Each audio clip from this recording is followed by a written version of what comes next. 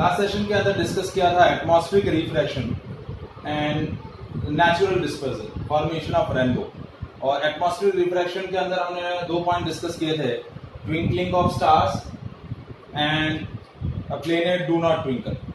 एक तो हमने डिस्कस किया था कि स्टार्स क्यों ट्विंक करते हैं, और दूसरा डिस्कस किया था कि प्लेनेट्स जो है वो ट्विंक क्यों नहीं करते। उस वाले पोर्शन में यदि किसी को कोई डाउट या क्वेरी हो तो बताइए।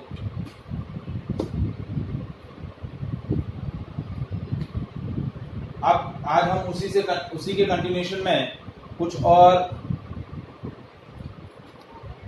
फिनोमेना डिस्कस करने वाले हैं।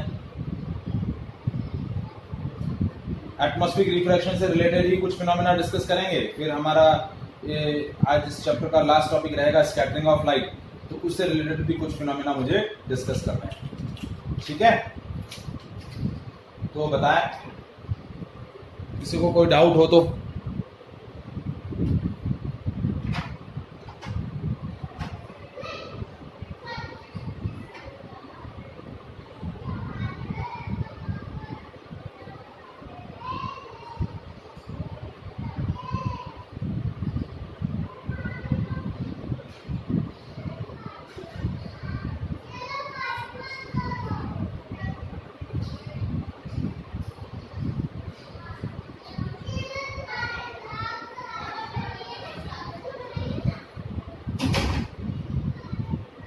हाँ जी, क्या कह रहे हैं बेटा?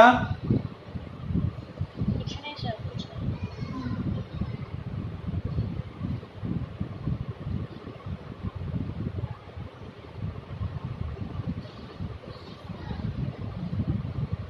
सर।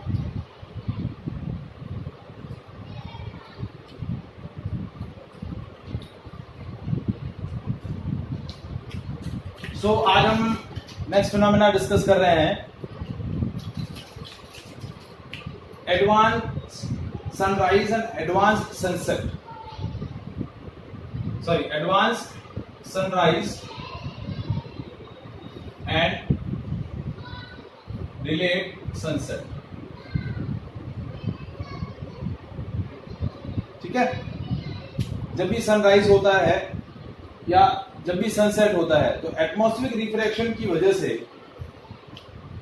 जो सनराइज होता है वो उसके एक्चुअल सनराइज से 2 मिनट पहले हो जाता है। That is called advance sunrise. And due to the again atmospheric refraction, जो सनसेट होता है वो आपको एक्चुअल सनसेट होने के 2 मिनट बाद भी क्या होता है, ऑब्जर्वेबल रहता है। ठीक है, तो सनसेट एक्चुअली पहले हो चुका होता है, लेकिन रिफ्रैक्शन की वजह से हमें सनसेट होता हुआ ऑब्जर्व नहीं होता, तो that is called delayed sunset. इसको हम क्या बोलते हैं, डिले सनसेट। यस बेटा।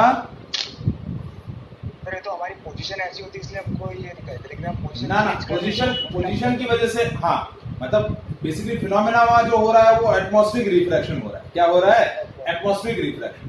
बिकॉज जब आपका सनराइज या सनसेट हो रहा है तो position, actual position of sun is below the origin, origin से नीचे होती है। जब सनराइज होगा तब वो ऑरिजिन से ऊपर आएगा, सनसेट हुआ मतलब ऑरिजिन से नीचे चला गया। तो एडवांस सनराइज में क्या हो रहा है, जैसे देखिए मैं एक फिगर से इसको आपको क्लियर आउट कर दे रहा हूं तो आपको और समझ में आएगा। जैसे ये अर्थ है और अर्थ के सराउंडिंग में आपके पास क्या है, एटमॉस्फेयर की एक कवरिंग है। ये एटमॉस्फेयर की covering outside around the earth है, ये आपका एटमॉस्फेयर है और ये अर्थ है। अब ऑब्जर्वर जो है वो यहां पर है और ये जो आपकी पोजीशन है ये ऑरिजिन है।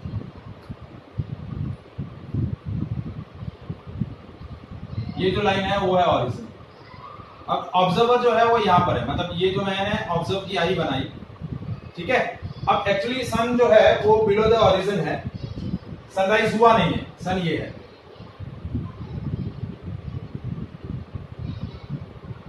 अब क्या होगा, लाइट रेज जो है सन से जब अर्थ सरफेस पर आएगी, so it cross the atmospheric layers. तो एटमॉस्फेरिक लेयर्स को जब वो ट्रैवर्स करेगी, इट सफर्स द रिफ्रैक्शन। तो इस रिफ्रैक्शन की वजह से ये रेज ऐसे जाएंगी और रिफ्रैक्शन की वजह से क्या होगा, ये एपरेंट पोजीशन जो है वो सन का हमें मिलेगा। जैसा कि हमने ट्विंकलिंग ऑफ स्टार के अंदर भी बताया था कि रिफ्रैक्शन की वजह से जो ऑब्जेक्ट की एक्चुअल पोजीशन होती है, स्टार की जो एक्चुअल पोजीशन होती है, अपरेंट पोजीशन उससे कुछ ऊपर बनती है। तो ये आपकी सन की एक्चुअल पोजीशन है which is below the origin, ठीक है। लेकिन रिफ्रैक्शन, सनलाइट की रिफ्रैक्शन की वजह से उसकी एक अपरेंट पोजीशन बनी, ये apparent position, and that apparent position is above the origin. तो क्या हुआ, सनराइज एक्चुअली हुआ नहीं है, लेकिन रिफ्रैक्शन की वजह से हमें सनराइज होता हुआ ऑब्जर्व होगा, ठीक है। ये लाइट रेज इस तरीके से आई और इसकी अपरेंट पोजीशन इस तरीके से यहां पाऊंगा, तो ये अपरेंट पोजीशन बनी आपके सन की।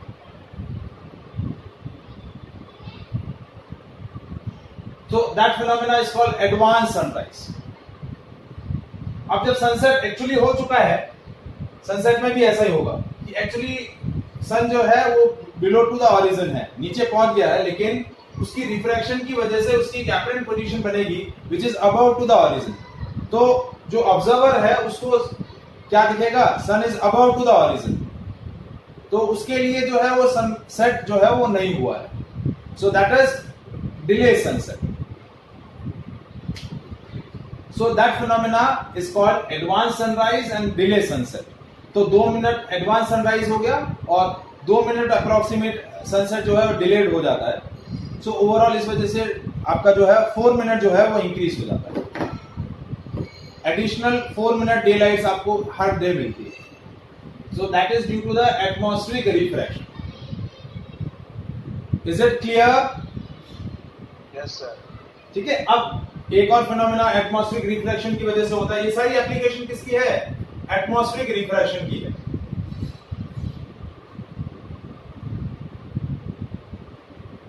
Now one more application of atmospheric refraction, that appearance of sun at sunrise and sunset. जब आपका सनराइज और सनसेट होता है तो सन जो है वो आपको फ्लैटेंड दिखता है।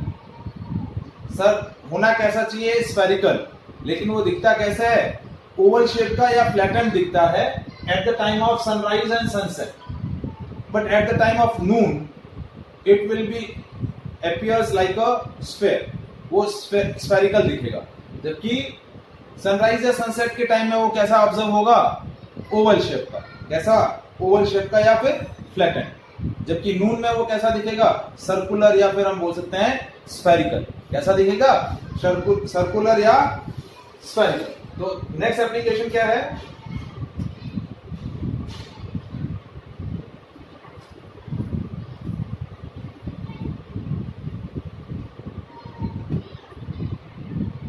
सन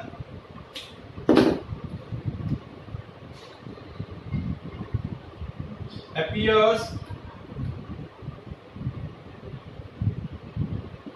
oval shape at sunrise or sunset, but at noon appears circular.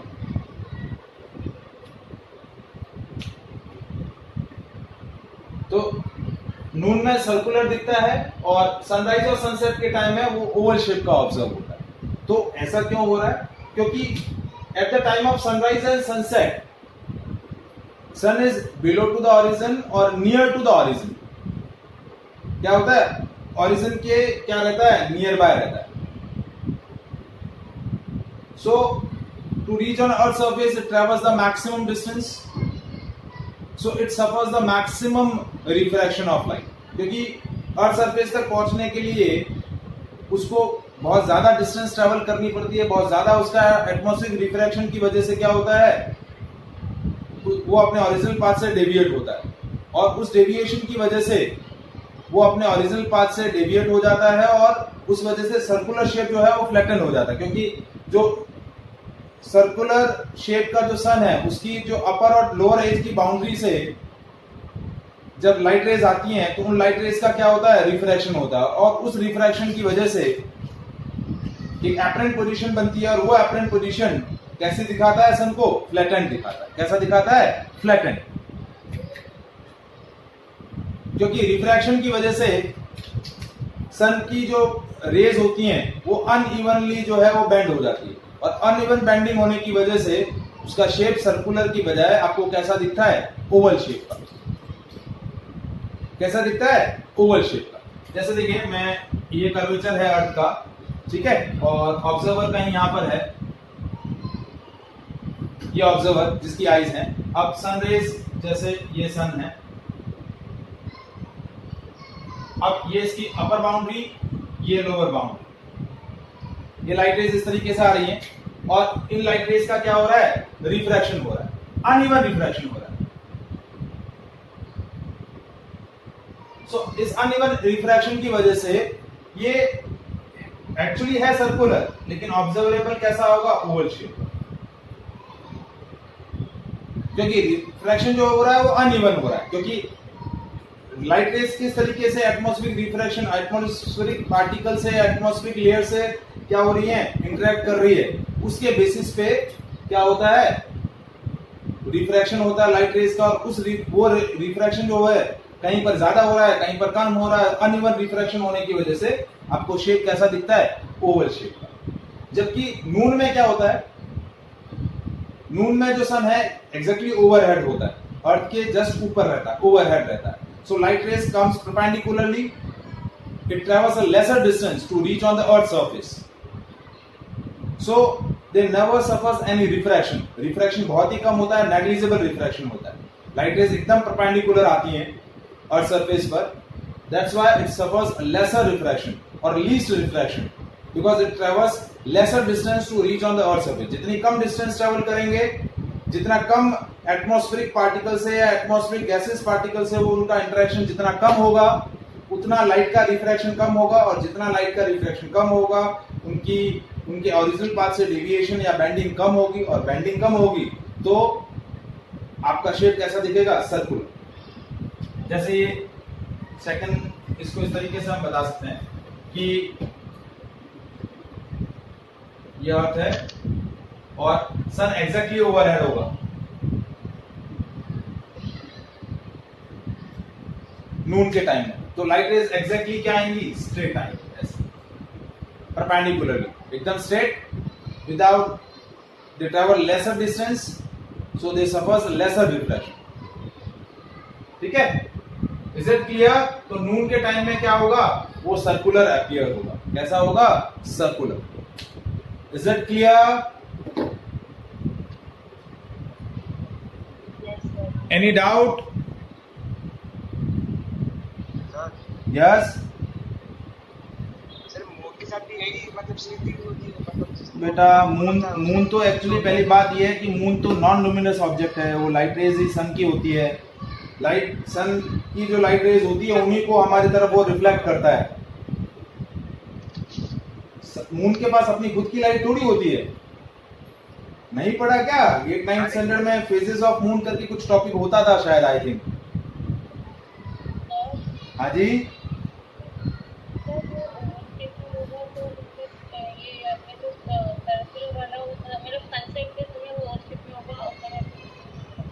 आप क्या कह रहे हैं? मेरे को आपका क्वेश्चन नहीं समझ में आ रहा है।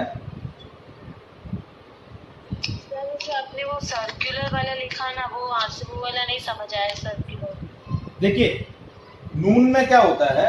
नून में एग्जैक्टली जो सन की पोजीशन होती है ओवरहेड होता है, आपके एकदम ऊपर होगा, एकदम सर के ऊपर, ओवरहेड। तो लाइट रेज ऐसे परपेंडिकुलर आएंगी, स्ट्रेट। और आपने रिफ्रैक्शन का एक लॉ पढ़ा था, if the light entering into the medium on the surface separating the two media perpendicularly, it goes straight without any deviation. ये लाइट, ये सरफेस है जो दो मीडियम को सेपरेट कर रही है, इस पर लाइट रेज ऐसे परपेंडिकुलरली इंसिडेंट होगी, it goes straight without any deviation, उसका रिफ्लेक्शन होगा ही नहीं। तो यहाँ पर भी वही मैकेनिज्म हो रहा है कि जैसे ये एटमॉस्फेरिक लेयर है, जैसे ये अलग अलग लेयर्स हैं अर्थ के सराउंडिंग में, तो उन लेयर्स पे वो परपेंडिकुलरली इंसिडेंट हो रही है। तो परपेंडिकुलरली इंसिडेंट होगी तो उसका रिफ्रैक्शन होगा ही नहीं, रिफ्रैक्शन नहीं होगा, इट गोज। तो रिफ्रैक्शन ही नहीं हो रहा है तो लाइट रेज का अनइवन बेंडिंग ही नहीं होगा, लाइट अपने ओरिजिनल पाथ से डेविएट ही नहीं होगी, तो जैसा एग्जैक्टली ऑब्जेक्ट है वैसा ही दिखेगा। देखिए आपने रिफ्रैक्शन ऑफ लाइट फिनोमेना छोटे स्टैंडर्ड में भी पढ़ा हुआ है, जैसे आपने पढ़ा होगा आई थिंक 6, 7, 8, मुझे स्टैंडर्ड का पता नहीं है, कि आप जैसे पेंसिल को पानी के अंदर डालते हैं तो उसका पॉइंटेड एंड जो है वो आपको ऊपर की तरफ ऑब्जर्वेबल होता है। क्यों हो रहा है? क्योंकि लाइट की बेंडिंग हो रही है, रिफ्रैक्शन हो रहा है, लाइट के रिफ्रैक्शन की वजह से उसकी क्या हो रही है, एक्चुअल पोजीशन से वो ऊपर ऑब्जर्वेबल होता है, उसकी एपरेंट पोजीशन बनती है। तो किसकी वजह से हो रहा है? रिफ्रैक्शन की वजह से हो रहा है। लाइट का रिफ्रैक्शन हो रहा है और लाइट का अनइवन बेंडिंग हो रहा है। Is it clear? आज कौन कौन एब्सेंट है? राधिका एब्सेंट है। 1, 2, 3, 4, 5, 6, 7, 8 और महक आई तो थी लेकिन वापस चली गई। महक और राधिका। सर मैं नेक्स्ट ट्यूशन में नहीं आ पाऊंगा सर। क्या कह रहे हो? नेक्स्ट ट्यूशन में क्यों? सर टूर्नामेंट है सर, वो मैच खेलने जा रहा हूँ। कोरोना में भी टूर्नामेंट है? सर मोड़ी में टूर्नामेंट चालू है सर। ठीक है, बढ़िया है, ब्रेव हो यार तुम तो, जबरदस्त, अच्छी बात है।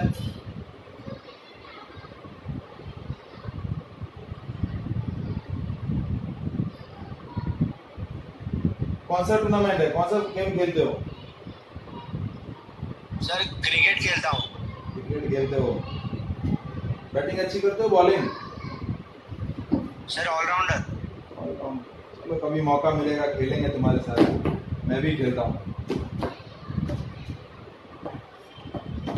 ठीक है, चलो नेक्स्ट फिनोमेना हमारा है स्कैटरिंग ऑफ लाइट।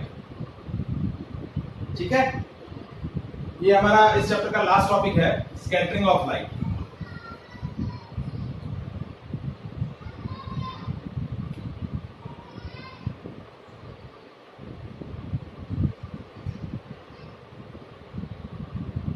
सो क्या होता है स्कैटरिंग ऑफ लाइट?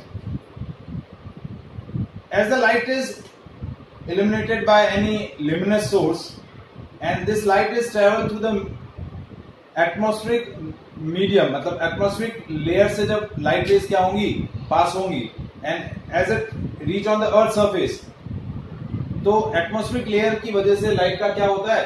Refraction होता है। That phenomena that we have discussed, which is known as atmospheric refraction.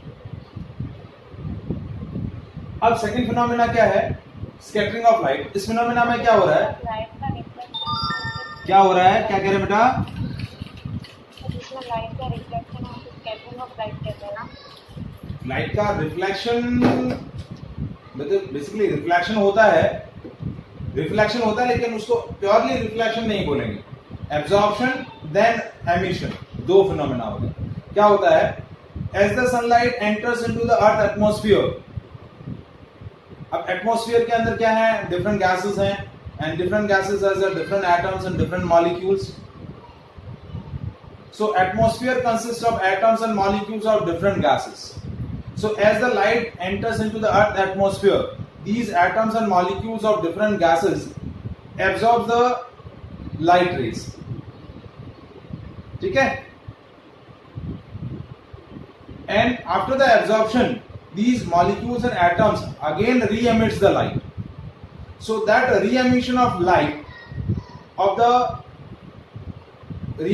light by the atoms and molecules present in the atmosphere. So that re-emission of light is known as scattering of light. And that re-emission of light take place in all the possible directions. ये जो light का re-emission होता है वो सारी possible direction में होता है. So that phenomena of light is known as scattering of light. तो पहले जो particles atmosphere में present है वो atmospheric particles क्या करते हैं? लाइट रेस को एब्जॉर्ब करते हैं। ठीक है, कुछ ऐसे पार्टिकल्स होते हैं जो कंप्लीटली एब्जॉर्ब कर लेते हैं, रीएमिट नहीं करते हैं। कुछ जो है वो कंप्लीटली रीएमिट कर देते हैं। कुछ क्या करते हैं, कुछ पर्टिकुलर कलर्स को एब्जॉर्ब कर लेते हैं और रिमेनिंग कलर्स को वो क्या करते हैं, री एमिट करते हैं। तो that depends on the types and shape and size of particle. मतलब री एमिशन जो है वो किस पर डिपेंड करेगा, shape and size of the particles of the medium. मतलब लाइट का जो स्कैटरिंग है वो दो फिनोमेना पर डिपेंड करेगा। पहला, size of the particles, size of the atoms and molecule present in the atmosphere. जितना ज्यादा बड़ा साइज होगा गैस मॉलिक्यूल्स का, एटम्स का, मॉलिक्यूल्स का, उतना री एमिशन कम होगा, उतना लाइट का स्कैटरिंग कम होगा। जितने बड़े पार्टिकल्स होंगे वो एब्जॉर्प्शन ज्यादा करेंगे, री एमिशन नहीं करेंगे। ठीक है। और दूसरा जो स्कैटरिंग डिपेंड करता है, that depends on the wavelength of incident light.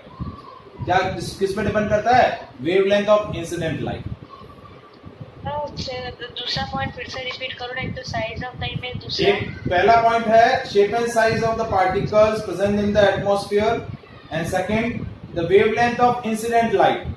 जो लाइट एटमॉस्फेयर में ट्रेवल कर रही है उसकी वेवलेंथ क्या है, उस पर डिपेंड करता है। और वो उस पर कैसे डिपेंड करता है वो अभी मैं डिस्कस कर रहा हूं।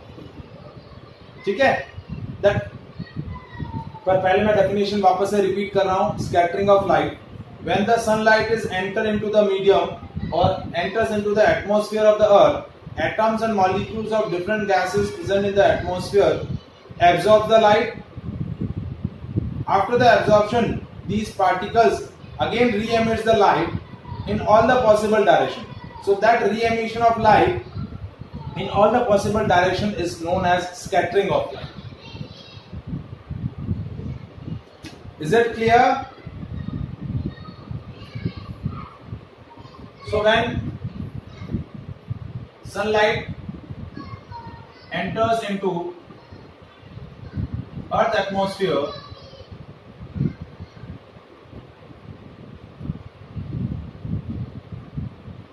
atoms and molecules of different gases present in atmosphere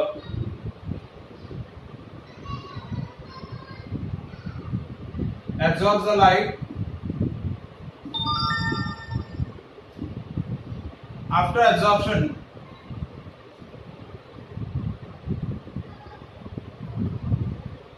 particles again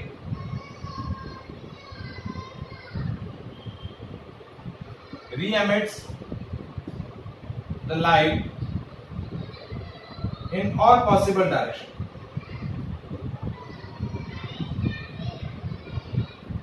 So that phenomena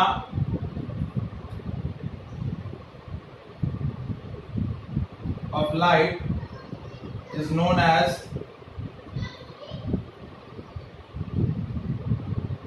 scattering of light. Now, intensity of scattered light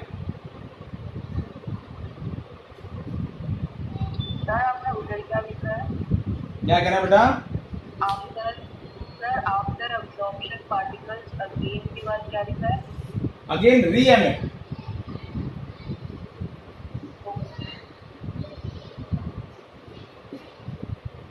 re-emit the light in all the possible direction. So that phenomena of light is known as scattering of light.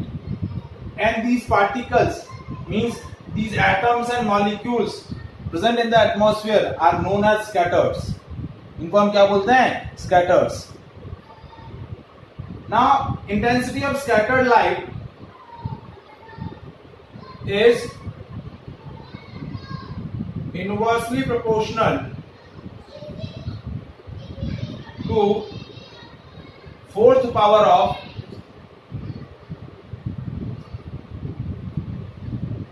wavelength of incident light. Any intensity of scattered light is inversely proportional to the wavelength of fourth power of wavelength. यानी wavelength के inversely proportional है, fourth power of the wavelength. मतलब जितनी ज्यादा wavelength होगी incident light की उतना ही उस कलर की लाइट का स्कैटरिंग कम होगा।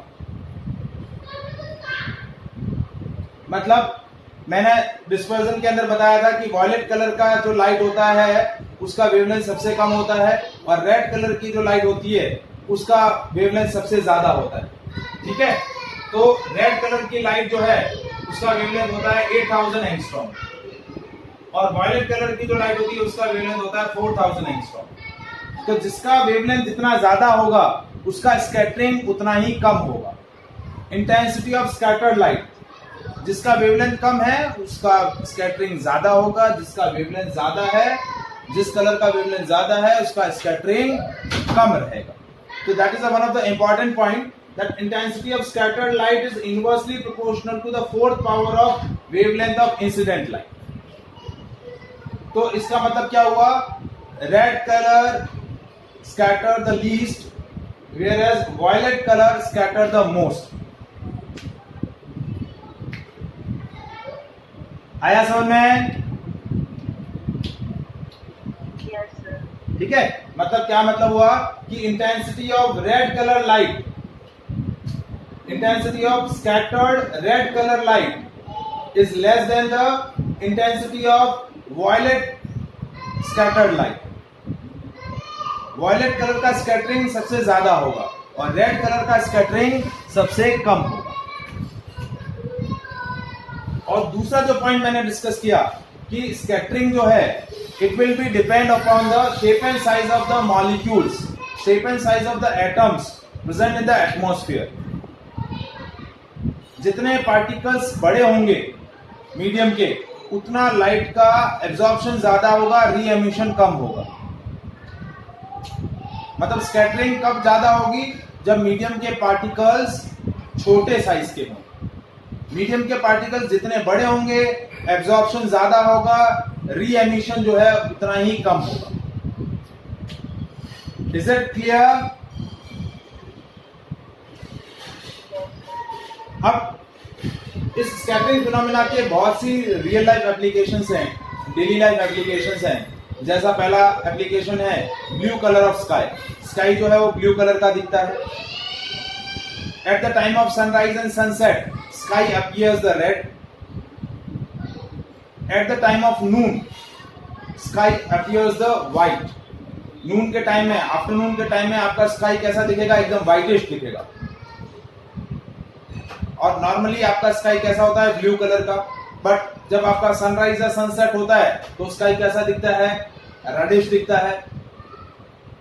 तो ये जो फिनोमेना है वो किसकी वजह से हो रहे हैं, स्कैटरिंग की वजह से। सर ये बेसिकली स्कैटरिंग ऑफ लाइट पे डिपेंड करता है। हाँ, स्कैटरिंग ऑफ लाइट की वजह से। देखिए हमें कोई भी कलर, कोई भी ऑब्जेक्ट किसी पर्टिकुलर कलर का दिख रहा है, जैसे देखिए ये डस्टर है, ये येलो कलर का दिख रहा है। तो येलो कलर का क्यों दिख रहा है, क्योंकि इस ऑब्जेक्ट के जो पार्टिकल्स हैं उन पार्टिकल्स से जो लाइट स्कैटर्ड होके वापस हमारी आईज में री एमिट हो रही है, हमारी आईज में एंटर हो रही है, वो उस कलर की लाइट वो येलो कलर की लाइट है, इसलिए ये ऑब्जेक्ट येलो कलर का दिख रहा है। जैसे अल्ट्रावायलेट रेडिएशन है, इंफ्रारेड रेडिएशन है, हमारी आईज को नहीं विजिबल होती है। क्यों? क्योंकि इंफ्रारेड और अल्ट्रावायलेट रेडिएशन जो होती हैं उनकी वेवलेंथ जो है वो 4000 एंगस्ट्रॉम से 8000 एंगस्ट्रॉम के बीच की नहीं होती। देखिए हमारी जो आईज हैं वो इस कलर की वेवलेंथ जो रहेंगी, इस कलर की जो रेडिएशन, इस वेवलेंथ की जो रेडिएशंस रहेंगी उनके लिए ही सेंसिबल है। इससे कम वाली, इससे ज्यादा वाली यदि रेडिएशंस होंगी, इससे कम वेवलेंथ वाली और इससे ज्यादा वेवलेंथ वाली जो भी रेडिएशंस होंगी उसको हमारी आईज क्या होगी, सेंस नहीं कर पाएगी। तो कोई भी पर्टिकुलर ऑब्जेक्ट हमें किसी पर्टिकुलर कलर का दिख रहा है तो वो किसकी वजह से दिख रहा है, due to the scattering of light. अब आपने देखा होगा कि जो डेंजर सिग्नल्स होते हैं वो रेड कलर के बनाए गए। जितना ज्यादा डार्क कलर होगा उतना ऐसे वाला स्कैटरिंग ज्यादा होगी, जितना कम होगा उतना स्कैटरिंग कम होगी। बेटा वैसा नहीं होता ना, वेवलेंथ पे डिपेंड करता है, कलर पे डिपेंड नहीं कर रहा है। जिस कलर की वेवलेंथ ज्यादा है उसका स्कैटरिंग कम होगा, जिस कलर का वेवलेंथ कम है उसका स्कैटरिंग ज्यादा होगा। वेवलेंथ पे डिपेंड करता है। अब जैसे देखिए डेंजर सिग्नल्स होते हैं वो रेड कलर के बनाया जाता है। आपने देखा होगा जो भी आपके क्रॉसिंग्स होती हैं वहां पर स्टॉप करने के लिए रेड कलर सिग्नल होता है। ट्रेन को स्टॉप करने के लिए रेड कलर सिग्नल दिखाए जाते हैं। रेड कलर का सिग्नल ही क्यों होता है? डेंजर सिग्नल रेड कलर के, स्टॉप करने के सिग्नल्स रेड कलर के ही क्यों होते हैं? दूसरे कलर के क्यों नहीं होते हैं? रीजन, क्योंकि रेड कलर की वेवलेंथ सबसे ज्यादा है, तो रेड कलर की स्कैटरिंग सबसे कम होगी। उसका फेडअप जो फेडन, उसका स्कैटरिंग का मतलब सिंपल सा मतलब उसकी फेडिंग होना, मतलब उसका फैलाव होना, उसका फैलना, कितना कलर फैल रहा है। तो रेड कलर की स्कैटरिंग सबसे कम होगी। तो रेड कलर जो है वो लॉन्ग डिस्टेंस पर भी हमें क्या होगा, दिखेगा। बाकी कलर्स क्या हो जाते हैं, स्कैटरिंग की वजह से फैल जाते हैं, तो उनको हम क्लियरली ऑब्जर्व नहीं कर पाते। तो इसलिए डेंजर सिग्नल्स कैसे बनाए जाते हैं? रेड कलर के बनाए जाते हैं। अब मैं one by one phenomena discuss कर रहा हूं स्कैटरिंग के, ठीक है। तो एप्लीकेशंस ऑफ स्कैटरिंग, पहला है ब्लू कलर ऑफ स्काई।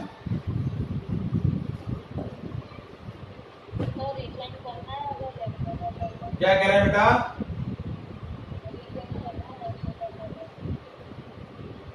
हाँ, ये एप्लीकेशंस तक ज्वाइन करना है, यदि एप्लीकेशन कंप्लीट हो जाए तो नहीं करना है। तो पहला एप्लीकेशन है ब्लू कलर ऑफ स्काई। अब स्काई का कलर ब्लू क्यों होता है? क्योंकि जब सनलाइट एटमॉस्फेयर में एंटर होती है तो एटमॉस्फेयर में डिफरेंट एटम्स और मॉलिक्यूल्स हैं डिफरेंट गैसेस के, which has a different shape and size, and different particles or particles of different size as a scatter the all the colors which are present in the sunlight। क्योंकि अलग अलग तरीके के particles हैं, अलग अलग shape size के particles हैं, तो वो अलग अलग कलर्स को एब्जॉर्ब करेंगे, अलग अलग कलर्स को री एमिट करेंगे। क्योंकि एटमॉस्फेयर में सारे शेप साइज के पार्टिकल हैं, ठीक है। तो होगा क्या, रेड कलर का भी स्कैटरिंग होगा, वायलेट का भी स्कैटरिंग होगा, ब्लू का भी स्कैटरिंग होगा, इंडिगो का भी स्कैटरिंग होगा। सबसे ज्यादा स्कैटरिंग किसका होगा? वायलेट कलर का। और सबसे कम स्कैटरिंग किसका होगा? रेड कलर का। तो जितना ज्यादा स्कैटरिंग होगा हमें वो कलर स्काई के अंदर अपीयर होगा, मतलब क्या होगा, हमें वो कलर सबसे ज्यादा दिखेगा। तो प्रैक्टिकली होना क्या चाहिए था कि वायलेट कलर की स्कैटरिंग सबसे ज्यादा हो रही है तो हमें वायलेट कलर सबसे ज्यादा ऑब्जर्वेबल होना चाहिए। लेकिन वायलेट कलर की जो फेडिंग है उस फेडिंग को हमारी आई सेंस नहीं कर पाती, तो वो ब्लू कलर की फेडिंग को ही ऑब्जर्व कर पाती। देखिए विबग्योर है तो सबसे कम स्कैटरिंग हुई इसकी, उससे ज्यादा हुई इसकी, फिर उससे ज्यादा येलो कलर की, उससे ज्यादा ग्रीन कलर की, उससे थोड़ी ज्यादा ब्लू कलर की। तो ब्लू कलर की जो स्कैटरिंग या फेडिंग हो रही है उसी को हमारी आईज जो है वो सेंस कर पा रही है। इंडिगो और वायलेट कलर की जो फेडिंग है, स्कैटरिंग है, उसको हमारी आईज जो है वो सेंस नहीं कर पा रही। Our eyes is more sensitive to sense the violet, blue color rather than the violet. That's why sky appears the blue in color. Sky कैसा दिखता है? Blue in color.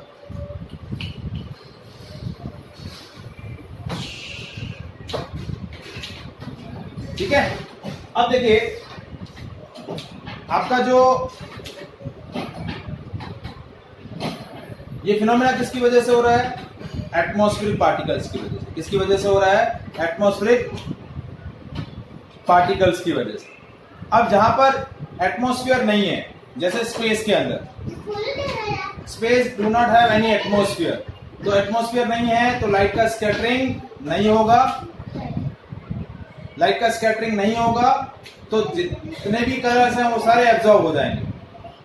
तो यदि ऐसा कोई प्लेस जहां पर एटमॉस्फेयर नहीं है तो आपको कैसा दिखेगा स्काई?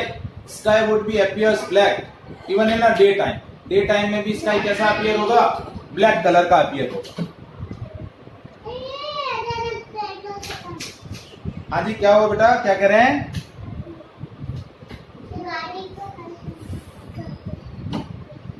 यदि हम ये चीज यदि अर्थ के लिए बोल दें कि if earth had no atmosphere, यदि अर्थ के स्पेस पर यदि एटमॉस्फेयर नहीं होता तो क्या होगा? पार्टिकल्स का स्कैटरिंग नहीं होगा, पार्टिकल्स एब्जॉर्ब नहीं करेंगे लाइट को, री एमिट नहीं करेंगे लाइट को।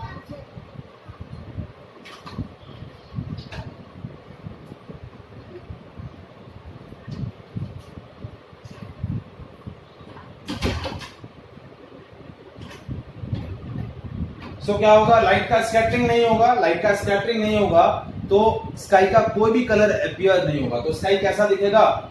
Sky would be appears black. तो सेकंड पॉइंट क्या है? Sky would appears black if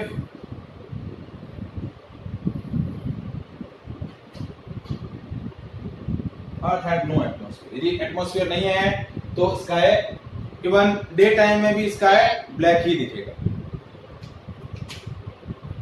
ठीक है, अब थर्ड पॉइंट आता है,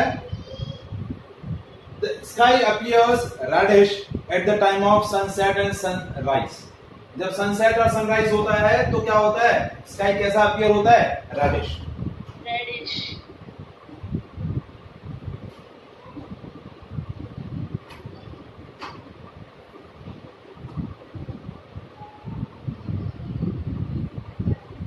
तो सनराइज और सनसेट के टाइम में रेडिश क्यों हो रहा है?